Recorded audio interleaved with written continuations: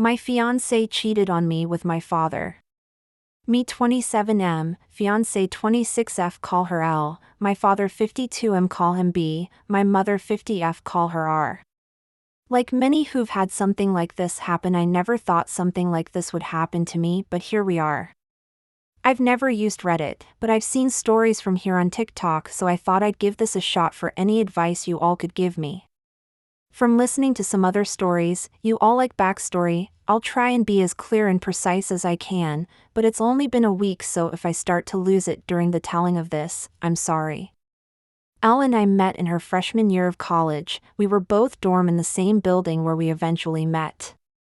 We later found out we lived 2 towns away from each other, so whenever we went home, I let her drive with me. It was only added like 20 minutes, so it was no big deal. After multiple trips and hanging out at school, we started to date. I have a close-knit family, as did she, so we told our families right away. I had met hers plenty of times when dropping her off, but it was nothing more than an introduction and exchanging pleasantries.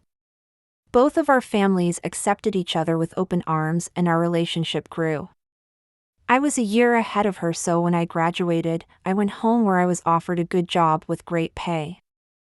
I visited her at school whenever I got the chance, and whenever she came home, we would make time for each other. After she graduated, she moved in with me as both of our jobs were in the city near where we grew up. Like me, she was offered a position at the company she works at now with great pay. After living together for about 3 years, I proposed, and we have been planning our wedding since. Now on to the part you're all reading for. Looking back, there was plenty of things I overlooked that I just wrote off, thinking my father was just trying to welcome my ex into our family. Things like my father calling her all the time, and if I was around, they would just tell me they were talking about the upcoming family party or something along those lines. One time Elle was in the shower and her phone rang. I seen it was my dad, so I answered. When he realized it was me, he sounded both upset and surprised that I picked up. I then asked what's up. He responded that he wanted to talk to Elle about my mother's birthday that was in a week, and after a minute we ended the call. Even typing this out now, I feel like an idiot for not seeing it sooner. On the day I found out, it was like any other day. Elle had Thursdays off, so she made breakfast for both of us. When I set out for work, she gave me a kiss and told me to have a great day.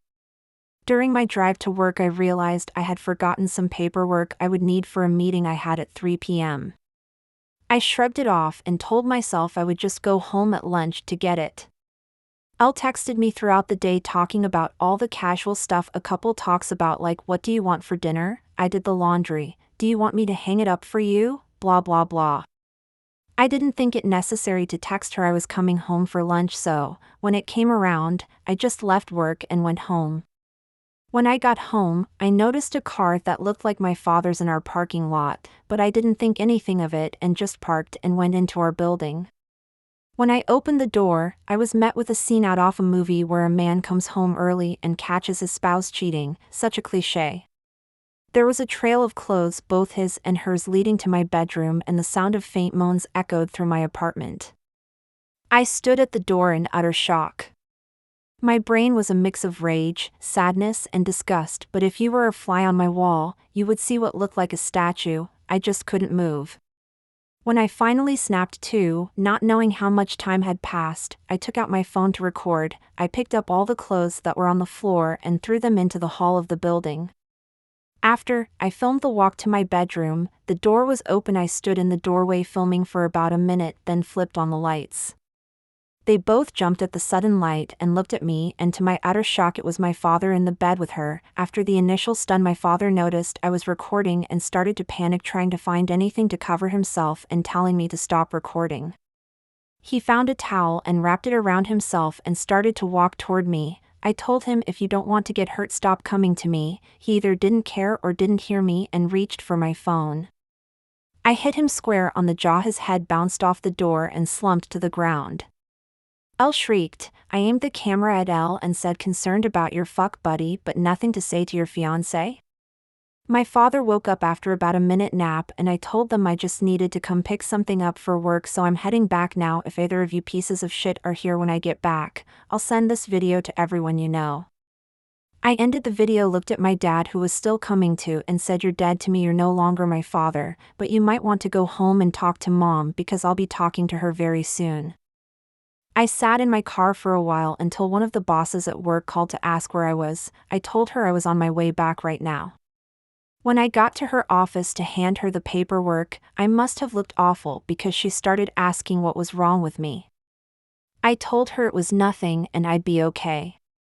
I could see her scanning me up and down, and she noticed some blood on my collar and stood up, rushed to me and said, "You're bleeding." I looked down and said it was my father's. She looked confused, so I pulled out my phone and showed her the video. She watched it in its entirety. She was introduced to Elle a few times but never my father.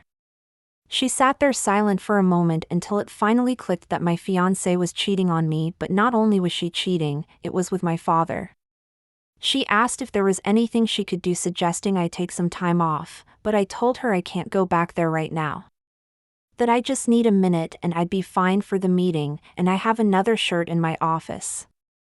The meeting went over fine. I put on a smile for everyone like nothing had happened. My boss came up to me after the meeting and asked how I could do that, but I just said I don't know and went to my office.